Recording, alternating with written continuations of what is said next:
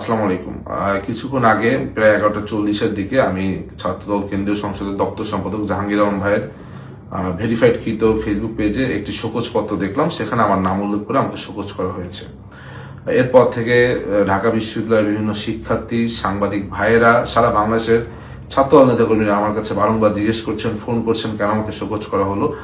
যদিও আমি এখন পর্যন্ত জানি না কেন শোকজ করা হয়েছে, এবং আমি কিন্তু তখনই তাৎক্ষণিক এটি যখন পেলাম, কেন্দ্রীয় ছাত্রদল দপ্তর সম্পাদক জাহাঙ্গীর আলম ভাইকে আমি ফোন করে জিজ্ঞেস করলাম, ভাই কি কারণে আমাকে শোকজ করা হয়েছে, সেটাই তো জানি না, উত্তরটা দিব কিভাবে। উনি আমাকে বললেন উনিও জানেন না, কেন্দ্রীয় ছাত্রদলের সেক্রেটারি বলেছেন, প্রেসিডেন্ট বলেছেন, এই জন্যই উনি করেছেন। এবং উনি আমাকে সাজেস্ট করলেন তুমি বরং প্রেসিডেন্ট সেক্রেটারির কাছে জিজ্ঞেস করো। যা হোক, পরবর্তীতে আমি জানতে পারলাম যে গতকালকে 26শে ফেব্রুয়ারি বৃহস্পতিবার ঢাকা বিশ্ববিদ্যালয়ের শিক্ষার্থীদের নিয়ে আমি একটি ইফতার মাহফিলের আয়োজন করেছিলাম। কুরআন তিলাওয়াত প্রতিযোগিতা ছিল, তার পরবর্তীতে আমি শিক্ষার্থীদের সাথে একটি ইফতার মাহফিল করেছি। সেই ইফতার মাহফিল কেন করলাম সে কারণে নাকি আমাকে শোকজ করা হয়েছে।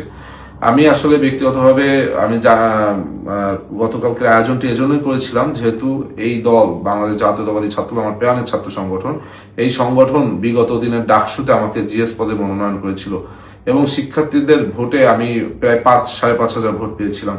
তাই আমি মনে করেছিলাম যে এই রোজা উপলক্ষে শিক্ষার্থীদের প্রতি আমার কিছু দায়বদ্ধতা রয়েছে। সেখান থেকে আমি শিক্ষার্থীদের সকলকে নিয়ে একসাথে একদিন ইফতারের আয়োজন করব, সেই চিন্তা ভাবনা থেকে কিন্তু আমার ইফতারের আয়োজন করা, এবং সেই ইফতার প্রায় 1000 শিক্ষার্থী অংশগ্রহণ করেছিলেন। আমি জানি না যে আমি কোনো বড় ধরনের অন্যায় করেছি কিনা, যে অন্যায় কারণে শোকজ পত্রটা শুধু ফেসবুকে আপলোড দেওয়া হলো, এখন পর্যন্ত আমাকে ব্যক্তিগতভাবে জানানো হলো না, বা অবহিত করাও হলো না, বা পাঠানো হয়নি। আমি যদি আমার কাজের কারণে ছাত্র দলের কোনো ক্ষতি করে থাকি, তবে আমি ছাত্র দলের বর্তমান যে প্রেসিডেন্ট সেক্রেটারি তাদের কাছে ক্ষমা সুন্দর দৃষ্টিতে তাদেরকে দেখতে বলছি। আমি এটা, তারা বলেছে লিখিত জবাব দিতে, আমি লিখিত জবাব চাইলেই দিতে পারতাম, কিন্তু আমি লিখিত জবাব দিব না। আমি দিব না একটি কারণে, সেটি হলো আমাকে ব্যক্তিগতভাবে এখন পর্যন্ত কোনো শোকজ পত্র আমাকে কিন্তু পার্সোনালি পাঠানো হয়নি। আমি নিশ্চয়ই এমন কোনো বড় অন্যায় করিনি যে আমাকে পার্সোনালি পাঠানো যাবে না। ডিরেক্ট ফেসবুকে সামাজিক যোগাযোগ মাধ্যমে এই ধরনের একটি শোকজ পত্র দিয়ে সারা বাংলাদেশের মানুষ এখন আমাকে ফোন করছে, সারা বাংলাদেশের মানুষ এখন জানতে চাচ্ছে কি এমন অন্যায় করেছি।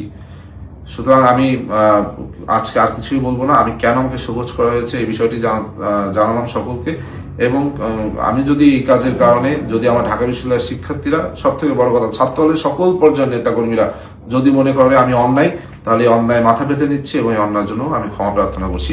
আর আপনারা যদি মনে করেন আমার সাথে অন্যায় হয়েছে, এটিও আমি আপনাদের কাছে ভাত দিচ্ছি। আমি সবসময় মনে করি ব্যক্তির থেকে দল বড়, দল থেকে দেশ বড়। সবাইকে ধন্যবাদ।